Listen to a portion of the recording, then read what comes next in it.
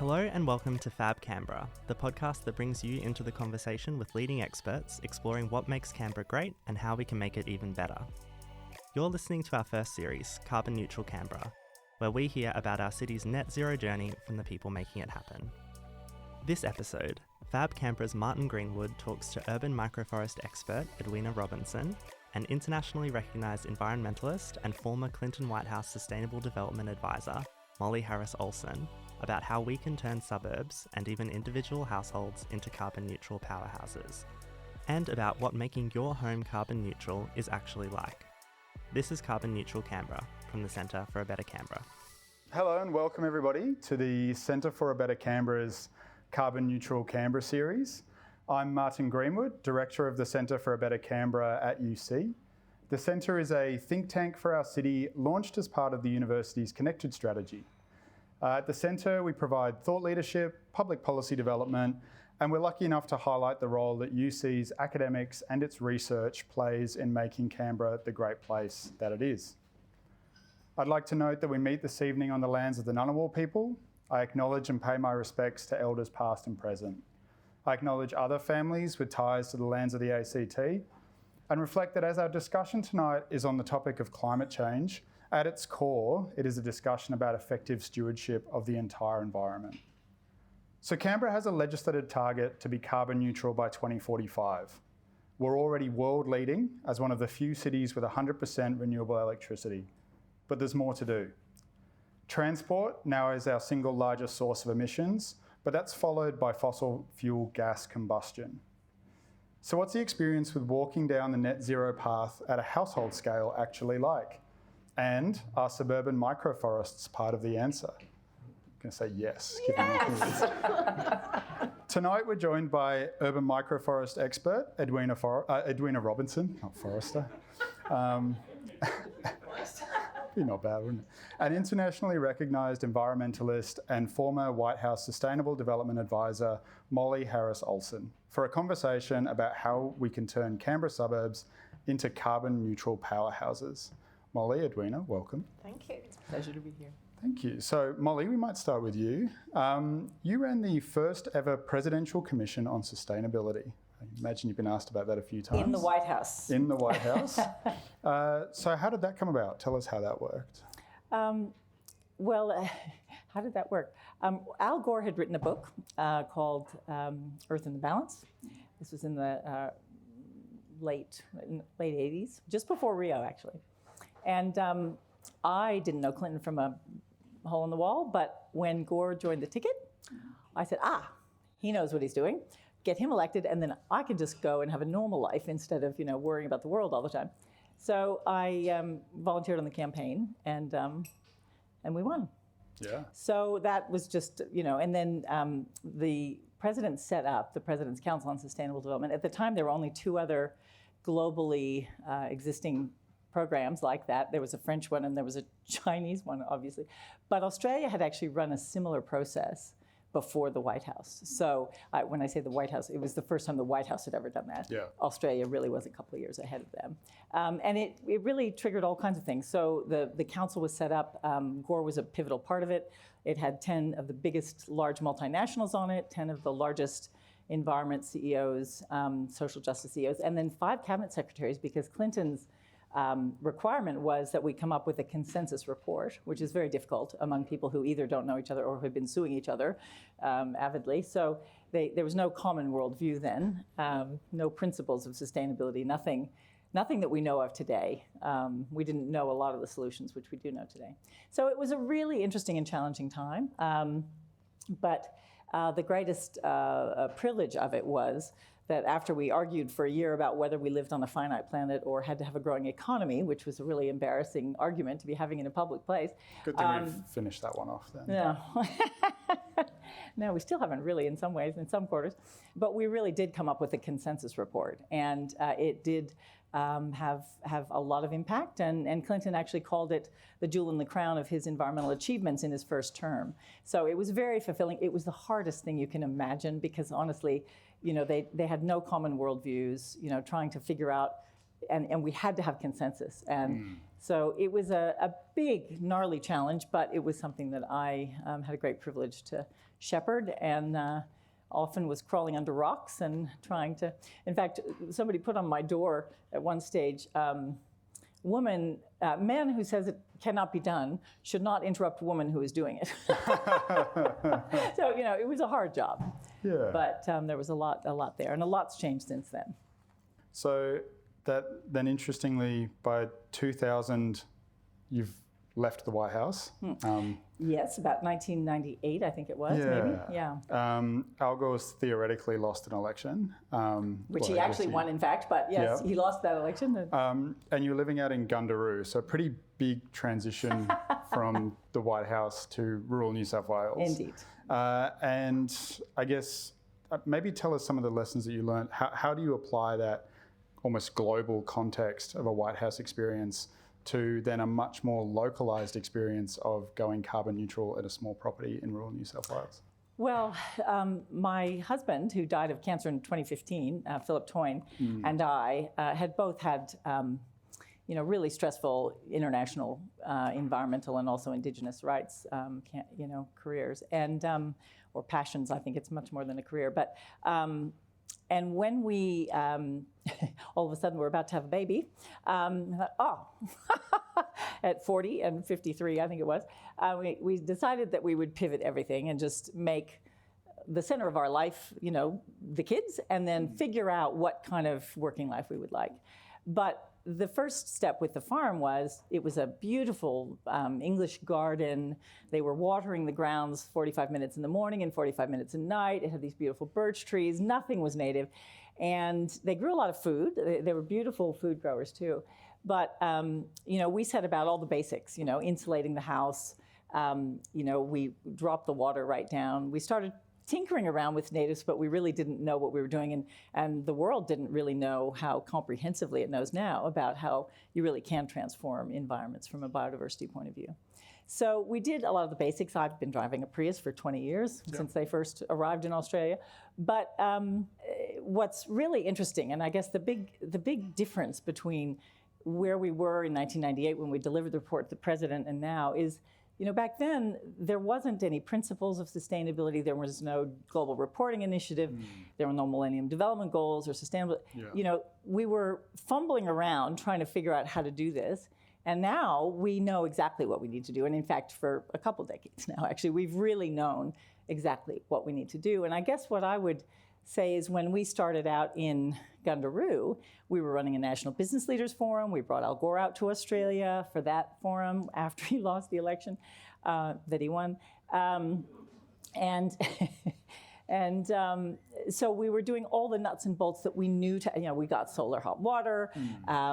We, as I say, reduced the water. We didn't really think about planting natives, but we were just trying to get our heads around this big garden.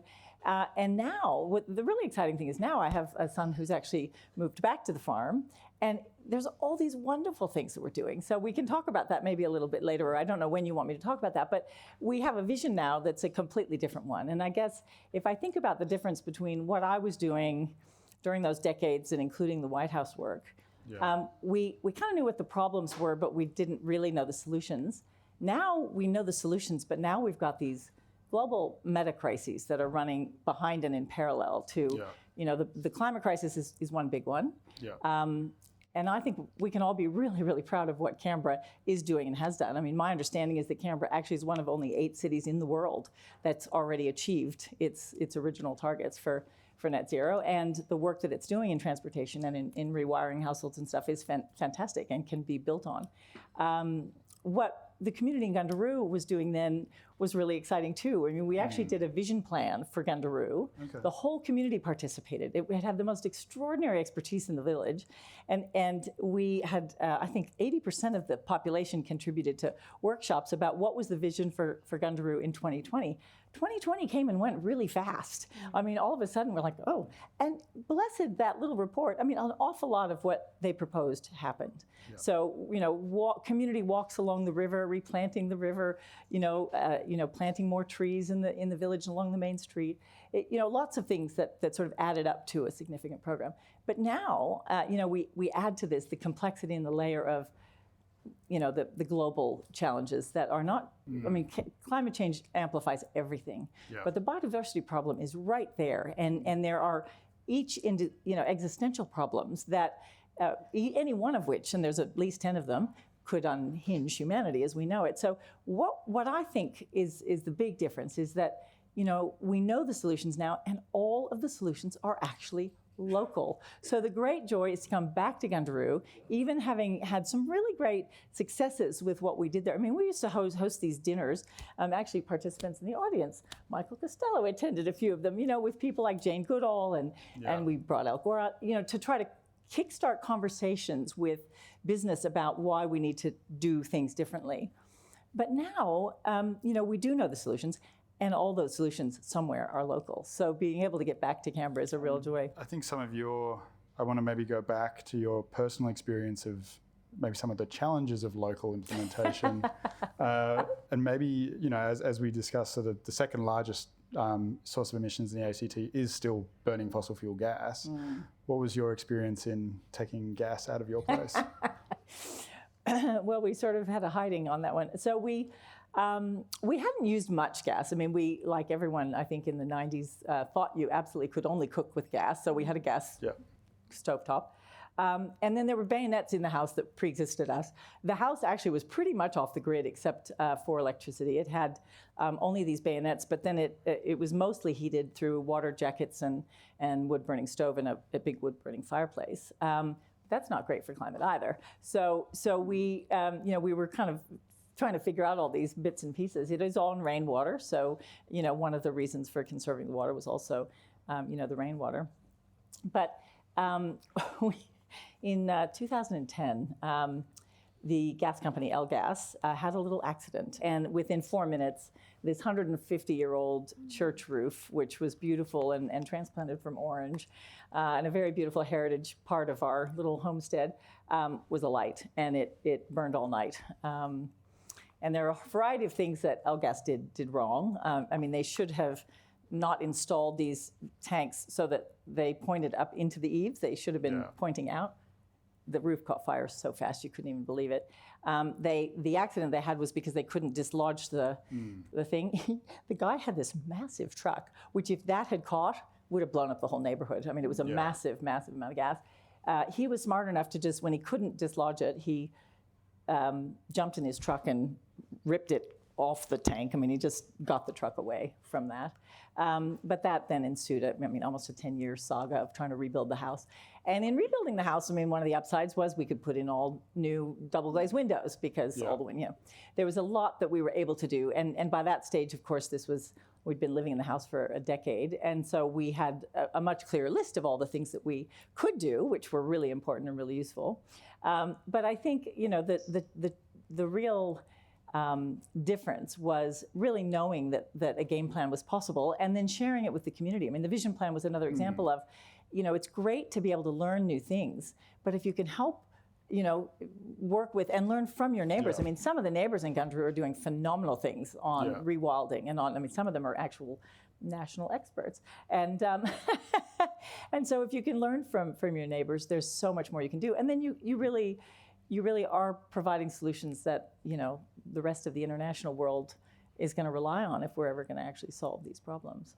Do you think it's useful, as much as it's a horrific story? You want me to? Sure. Well, I just think there's often quite a bit of debate out there.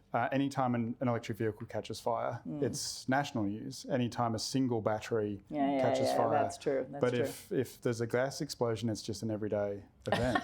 I think it feels the same in public transport, right? In terms of, we don't see cars on the road.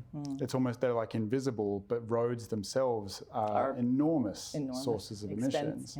But an electric bus is a story. Do you think there's anything in that, in terms of the way that government maybe could tell stories, or the community more generally? Well, there is. I guess, part of me feels like that going through a big accident like that, I mean, I watch all these fires, the communities that go through these things, it is traumatic from start to finish. And I mean, I can only say the irony of the timing of this is that just yesterday, after we rebuilt after the fire, we only had a little tiny bit of gas only for the gas stop. So we got rid of all the bayonets for the things. We didn't really use that much anyway, and we put the gas bottle, which is not that big, out by the gate, so it was far away from the house. Yep. But yesterday we cut that off. We're actually not going to have even gas for the stove because we've decided it's I don't want gas anywhere near me. I guess the short story of the fire was that that L-Gas caused the accident. It was very clearly their accident. They said they would look after us. They said, oh yes, don't worry. They paid our insurance company within a couple of weeks, actually, paid out. Then our insurance company walked away after they had taken the roof off the house. So they took the roof off the house and then said, okay, here's your money, bye. And then their insurance company would not talk to us for 18 months. So that house had more damage from the way the insurance, And all I can say is that, we couldn't get gas out of our lives fast enough because we just were like, why? This was for nothing. I mean, this was, and the damage it caused, I mean, I won't even bore you with all the damage. You can imagine all the people that have been through these things. But what I can say is it's not a simple thing for communities to make those choices. But the sooner we make them, when you actually make the choice, it becomes much easier. Yeah. And although my son might think that, the catastrophe we had in that, not catastrophe, the chaos yesterday of trying to get rid of that one little line of gas was pretty major.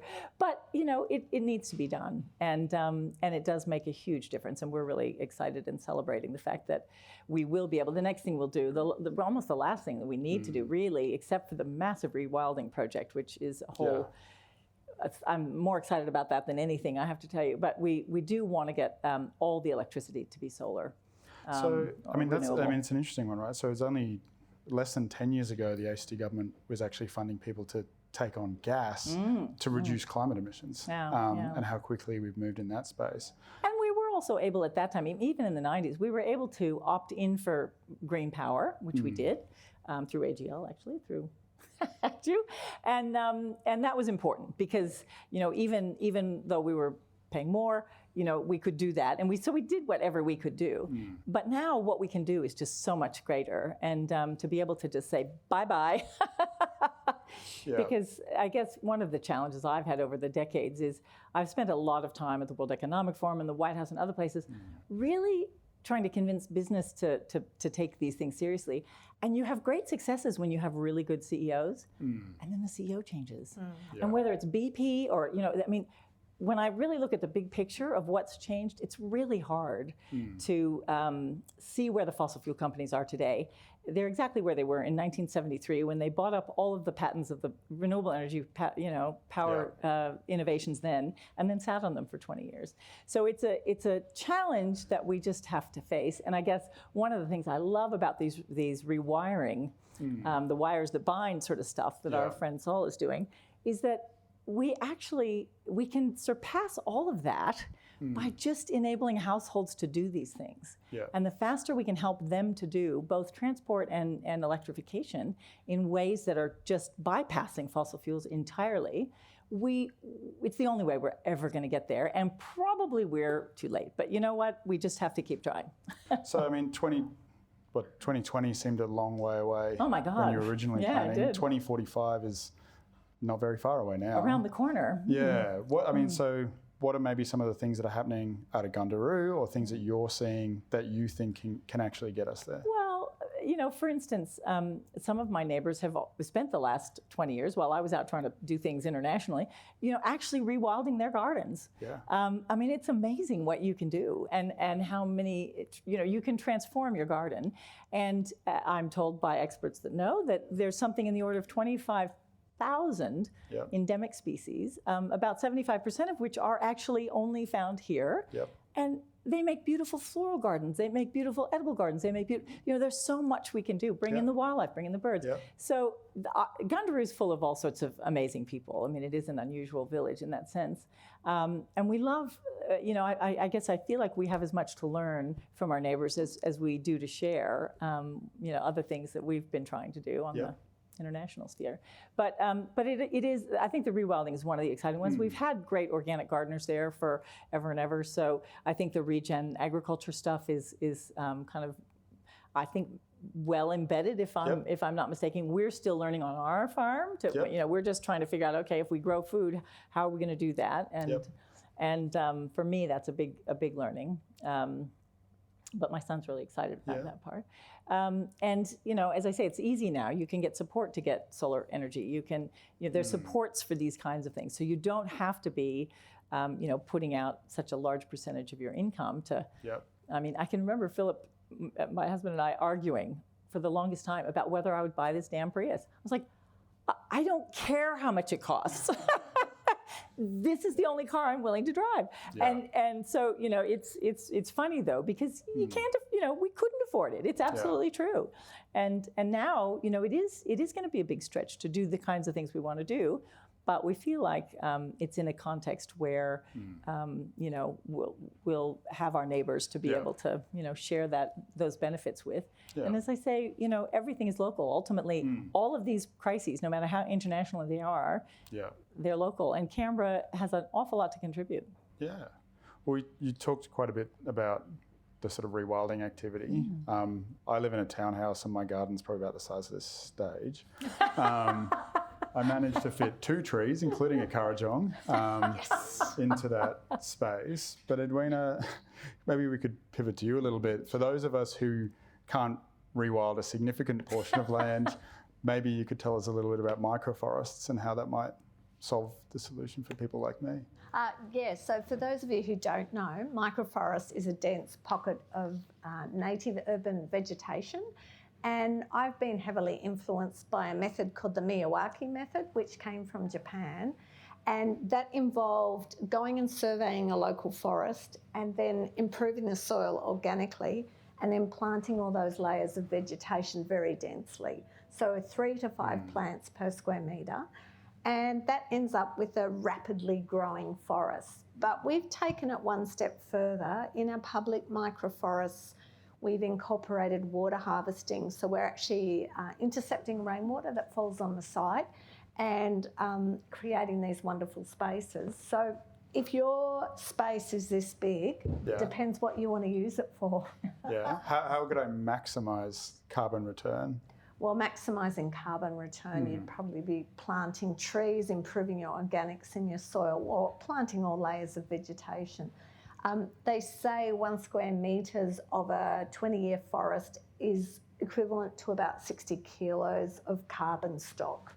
So that's about my weight in carbon stock in 1 square metre. Okay. How did you come into microforests? What's your background? How did you find your way to that? Yeah, so I'm a landscape architect. So I worked in Canberra for many years.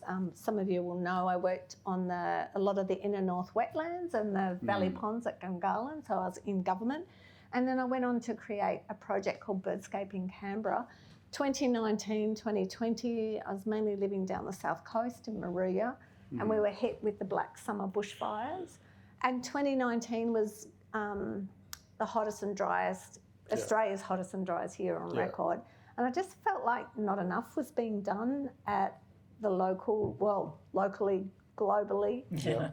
And I came across the work by an Indian man called Shubhendu Sharma and a TED talk actually, and it just sent me on this course that I had to do this thing. So in the context of 2019, how do you have that conversation with community? Particularly I think multi-layered fuels so amongst other things, I'm a firefighter and have been for quite some time. How do you have that conversation with the community about risk and what they can accept when it comes to introducing, I think a lot of Canberrans as well, both 2001, 2003, 2019, are quite afraid of fire. Absolutely. So I thought when you look at the forest breakdown in Australia. So 78% of Australia's forests are eucalypts. And our first site we were going to plant was in Downer, but I thought if I use a eucalypt forest as an example, I'm going to have people screaming that you can't do that. You can't put this kind of torch in the middle of our park. Yeah. So we found a study, they looked at 200 urban trees and their likelihood of surviving in a hotter, drier future. Yeah. So we chose to trial some of those trees at the microforest in Downer, and one of them is the Currajong. So number one tree likely to survive in a hotter, drier future, and we've used that as our signature tree in our microforests. And the second one on the list was, surprisingly, Casuarina cunninghamiana, river she oak, that grows by rivers. I don't quite understand why it's so good, but it does seem to grow very quickly. So we had to create a modified Miyawaki method. Yeah. And so how I mean, Canberra's got quite an interesting weather pattern, right? Yes. Like we've got such an incredible variety of temperature, but then we also go between the last couple of years of La Nina and then what led into 2019-20 was there's just no water in the landscape whatsoever. Absolutely. How do you manage water? So the water harvesting will definitely help with that. But interestingly, pretty much as soon as we started building our first microforest, we went into a cycle of 3 to 4 La Ninas. And so we've actually experienced rapid growth. So we've got microforests, one in Downer, Watson, and one in Holt. So if you haven't, who's seen one? So quite a few of you have seen them, which is great. And I know some of you have, actually I've got a few people in the audience who've volunteered with me.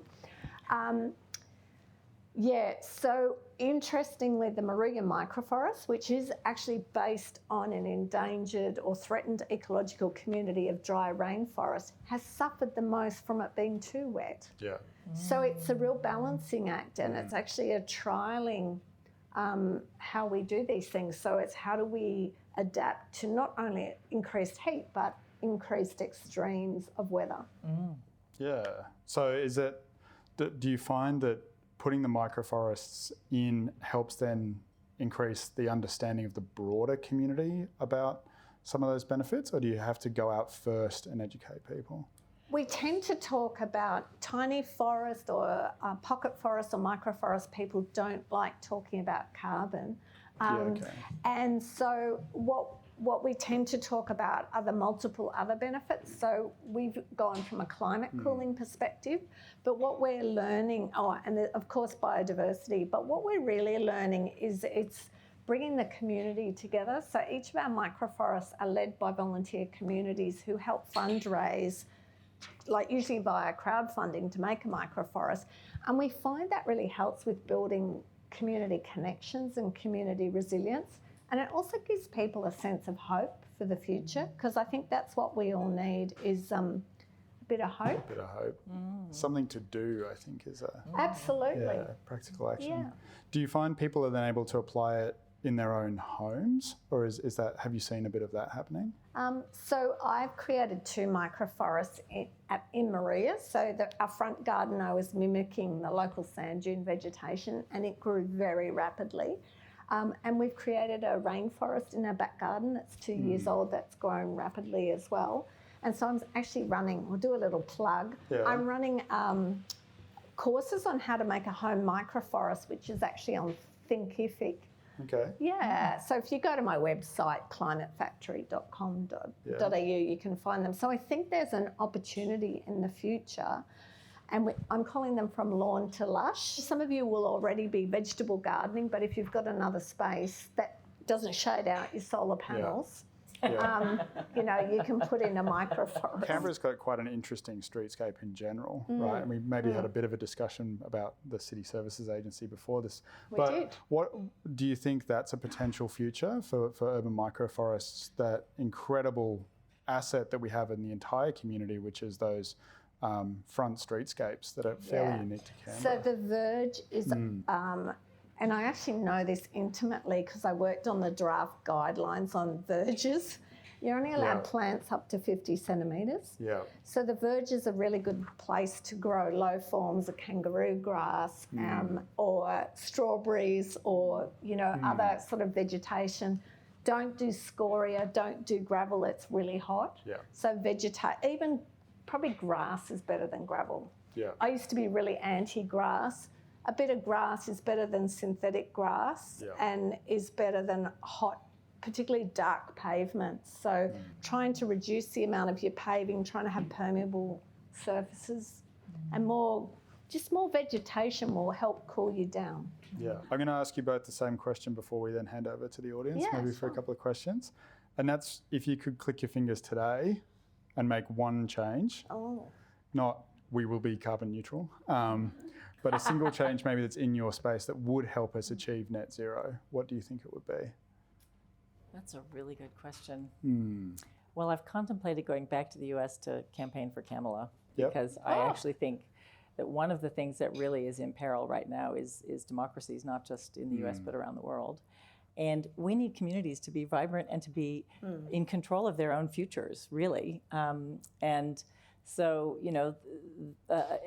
what shocks me is the level of literacy about basic democratic things is really shockingly low in the great democracy that is the experiment of America. So I guess I would really hope that we all learn a lot from what's going on in that part of the world and prize our robust and very, very healthy democratic processes and really enable the communities to thrive because of that. And I think Australia is already in an amazing position to be an example, and where we are in so many ways in the world. A trusted ally, and this work in local communities, I think just to tell you a little tiny thing, the guy who actually masterminded the IRA, which is the Inflation Reduction Act that President Biden signed, is actually from bloody Wollongong. and he moved back to Wollongong after COVID because his kids were, suffering like all of our kids did.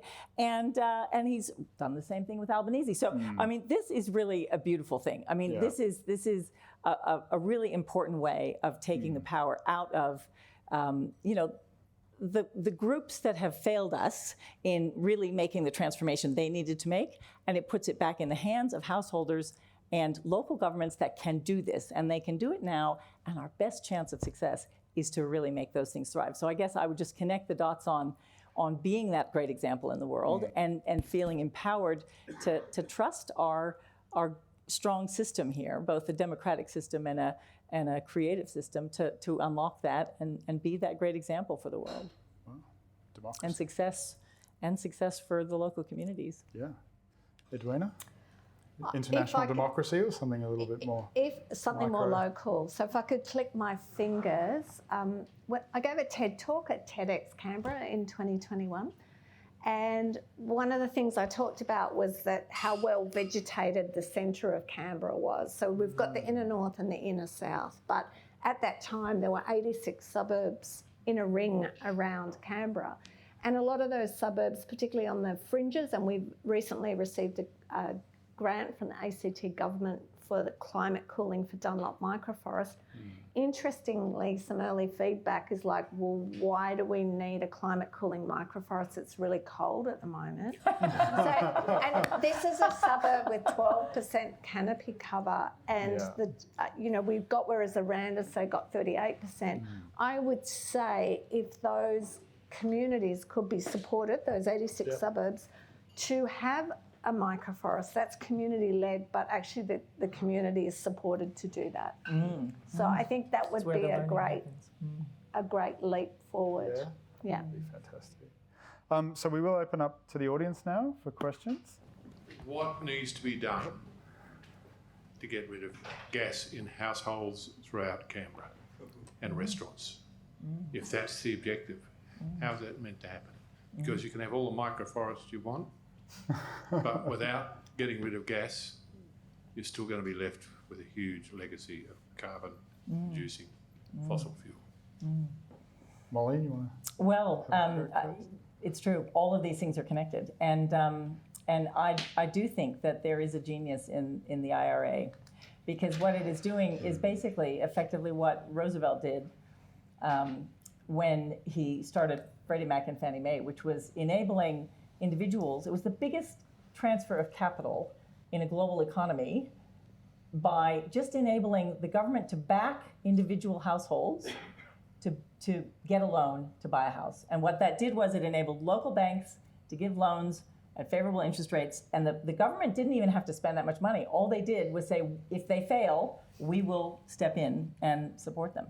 That was the biggest transfer of resources, and ultimately, in order to solve these solutions, we need capital. Households need that little bit of extra interest-free capacity to make these transitions now. And everything they do sooner rather than later is saving the world climate impacts and biodiversity loss, and it's saving the government money, and it's reinvesting resources back into the community. So I do think that these programs in both the IRA and what has been then duplicated here are profoundly important, and they will provide, I think, the stepping stones. I mean, to give you another example, when the Prius was introduced, California, it just took off like a rocket. Why? Because they had a couple of really interesting things. They got to use the bus lanes, and they could get to work faster. They got a tax credit for immediately reducing the price when they bought it, and all kinds of concessions around incentivizing people to make that choice. And those small incentives, which cost in fact, Jerry Brown, who was the governor twice in California, and he was the governor of the first program that incentivized these sorts of things, said the best thing he ever did was those incentivizations, because what that did was it enabled a transformation in real time in a powerful way that then, changed the game. I've just got involved with a mob called Electrify Canberra, and I understand that there's a Brighty loan you can get for anything to do with electrification, even double glazing. 15,000 interest, 10-year interest-free loan, including to get off gas. This is exactly what I'm talking about. That is exactly the program. That's think global, act local. Yeah, I think more than 10% of Canberra households have already taken up that incentive scheme, which is fantastic. And there was a very large contingent of Electrify Canberra here last event. Do we have another question? What incentives are being done for landlords in Canberra versus homeowners? Because a lot of young people might be in properties that they don't own and have no control over. There's been recent increases in the minimum standards for insulation in homes, but do those go far enough? Almost at a conceptual level, maybe. What do you think could be done more, and maybe even at a at a response level? What could potentially renters do if they don't own their own home? Well, this is, I think, a similar question, and actually our friend from Rewiring Australia might have a comment about this. I think that's been identified as a issue, because clearly, you can't. It's a challenge. I don't know what the latest solutions to that are, but I do know that it was identified in the U.S. as also an issue, and that there was active policy engagement to try to figure out how to make sure that renters are getting the benefits of that. It's a pretty miserly, landlord who wouldn't enable it to happen anyway, because even if it's just a good thing to do. But not every landlord thinks that way. But it is. I know that they are addressing it, and as I say, the guy from Rewiring might know more. Electrifying. Electrifying, yes, electrifying. Well, I think the ACT government has introduced minimum energy efficiency standards, at least when properties change hands, as one of the solutions. But what kind of planting do you reckon you could do? Well, it's whether or not people are going to want to invest in planting. I'd recommend, if you're a renter, have lots of beautiful things in pots and take them with you when you go, because I think that's the best thing to do. Or you can be stuck renting out a beautiful farm for 10 years, and the tenants will destroy the garden anyway. So then you can start from the beginning. Basically, you've lost all the birch trees, so you might as well, level the claret ashes. Or if you know there's a La Nina year coming up, if you plant a tree fast enough, let it grow for 3 years, it'll be illegal for the landlord to take it out anyway. So have a bit of guerrilla gardening. Follow up to that strata title. Edwina, I presume what you've been done has all been on public land. The scope for it to be done on private land, and the residents we've got in Lynham would be ideal for microforests. But within a strata title, you run into the resistance of people. We don't want to change anything. So Sure. whether there's scope for the government to sort of provide an environment where you can make those changes, or you just got to suck it up and say, sorry, can't do it. Yeah, some body corporates have approached me about doing it on their blocks. But yes, of course, you need to have agreement of the people to do that. So have you done it? No. So only done private microforests and ones in public space on land zone PRZ1, public open space. Yeah. Excellent. Oh, actually in a church in Maria.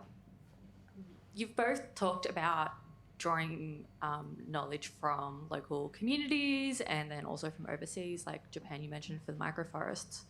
How much have you got from local Indigenous communities, and how can we get more engagement for land care? Like, they've been here for 60,000 years. What can we draw from them, and how can we increase that transference of knowledge? That's a really important question, and you have the detailed, but I can just say one of the most important facts in the world is that Indigenous communities make up only somewhere between 3 and 5% of each country. At the present time, they're also amongst the poorest in those nations, and they alone are protecting 80% of the world's biodiversity right now. So that's a mind-boggling concept. I mean, for such a tiny and under-resourced community to be doing so much for the biodiversity of the entire planet is a profound thing to understand deeply. And it's funny because in talking about the rewilding program, one of the very first things my favorite expert raised was Indigenous knowledge, and figuring out first and foremost, and helping to frame this commitment to country, and understanding really what that deep knowledge is, and where there's active interest in supporting communities that are trying to do this. It's a very profoundly important thing. So, Edwina? Yeah, I'd like to answer that. So one of the projects I've been working on over the last year was renaturalisation of Sullivan's Creek, and that had a really strong Indigenous component. And we've been working with Uncle Wally Bell and other people on that. So with the Dunlop microforest, one of the things I made sure I did was to put that Indigenous engagement and co-design into our budget, so that we've actually got the money there from the very beginning. And I was actually put onto some great books about Indigenous design. So I think it's Alison, I can't remember her last name, there's 2 authors, but great books on designing with Indigenous people. It's about co-design. And rather than the way I was taught in landscape architecture at University of Canberra, it was human-centred, whereas Indigenous perspective, it's country-centred. So country is what brings us, holds us, is our mother. So it's very different point of view. So we're continually learning. Thanks for this presentation, it's great. So Edwina, with microforests, how long does it take to get them up and running? Like, there's a whole lot of pre-work you have to do, community engagement, and can it be accelerated in any way, shape or form? When there's a will, there's a way kind of thing? It could be accelerated. I think if there was greater funding, and we're creating a not-for-profit called the Microforest Collective. So we're looking, if anyone's from a big corporate business thing, we're looking for corporate partners. That would be one way to accelerate, to actually have we've got a plan for a funded position, and then in the second year, 2 positions. But also we need more streamlined processes within government, because that's one of the barriers. And normally within 2 to 3 years, it's actually starting to grow really well, and the community's maintaining it. Probably the Watson Microforest has been a really good example. I don't know if any of you saw it on Gardening Australia last year. Just the way it's brought community together to have a whole lot of activities and events. So, yeah, thanks for your question. Chris Wallace, Centre for a Better Canberra. I'd just like a recap from both of you quickly, if we could, on what you can do in your garden. You know, is it a matter of looking at your lawn and rethinking, wow, you know, is that as carbon negative as I can be? Or, you know, is it a matter of embracing a different aesthetic, becoming more landscape literate, as I've heard you talk about, Edwina, just refocusing it back on the garden and the ability to suck carbon from the atmosphere, transform it through soil sequestration through beautiful trees growing, low, medium canopy trees. Just give us a little mini blast each, just to refocus us on that. It would be great. So I talk about creating climate-wise gardens, and that doesn't necessarily mean low water gardens. So one of the things I talk about is know your future climate. So you can go to the Climate Council, you can go to climate analogue tools created by the federal government. The next thing is to start to improve your soil, adding lots of organics, and make sure you're embedding collecting free organic material into your everyday life, so you're not making extra trips. So I like to go to the beach and walk the dogs. I might collect some seaweed within the rules of my local area.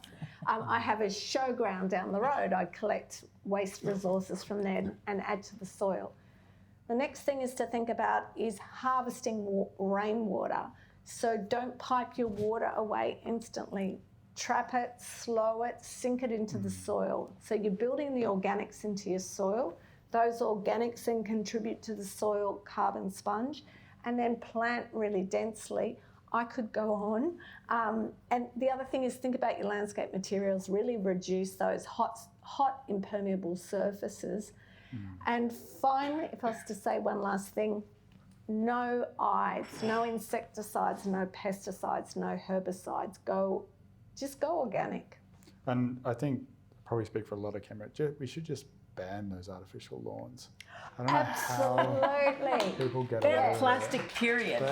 Ban all plastic in all of Ban its all forms. plastic. They're endocrine disruptors all over the world. One of my absolute pet hates. Molly, did you have anything on Chris's practical actions? That's a really, really interesting question. And but what it made me think of immediately, Chris, was just how interconnected these things are. I mean, it's our garden we're talking about. It's climate change we're talking about. But what that flagged for me was a really amazing program that Philip Toyne actually started with the Ocala up in the northern part of Queensland, where just bringing back traditional burning methods, where they were able to sequester so much carbon that they were actually able to make over $1 million a year. And everything that they were able to do for the community was being funded by this beautiful project that Philip had developed with this group. And that has become this amazing example of what can be done when you look at your backyard and you say, well, what do we have here and what can we do with it? And in that case, they already had these amazing tools to draw carbon down, and the capacity for the community to do everything else stems from that. So I guess for us in Canberra, we are blessed with so many things, the resources to do these things, the political support to do these things, the policy levers to enable us to do these things, and the great neighbors that have been doing this sort of stuff forever, and the experts that we have. So I guess, I would just say in every case, for us in Gundaroo, it's a real, it's a blessing actually that, the old English garden is now dead enough that we can take out a few more trees, and it's just, we're not going to cry. We're going to say, this is a new beginning, and actually this is the way we're gonna rewild this whole place. So I guess it's starting where you're at and then figuring out, what's the best path from there. But there are lots of wonderful, wise things that we can learn from each other. Amazing. Well, on that note, we might wrap up. Could you please thank our guests, Edwina and Molly? Thank you for listening to Fab Canberra, a podcast from the Centre for a Better Canberra think tank at the University of Canberra. This episode was recorded and edited by Rach White on the lands of the Ngunnawal people. The University of Canberra acknowledges the Ngunnawal people, traditional custodians of the lands where Bruce campus is situated. We wish to acknowledge and respect their continuing culture and contribution they make to the life of Canberra and the region. We also acknowledge all other First Nations peoples on whose land we gather. Join us next week to hear from Associate Professor Christy Clark from the Canberra Law School at UC and ACT Commissioner for Sustainability and the Environment, Dr. Sophie Lewis, about opportunities arising from the UN General Assembly resolution on the healthy environment as a human right. That's next time on Fab Canberra.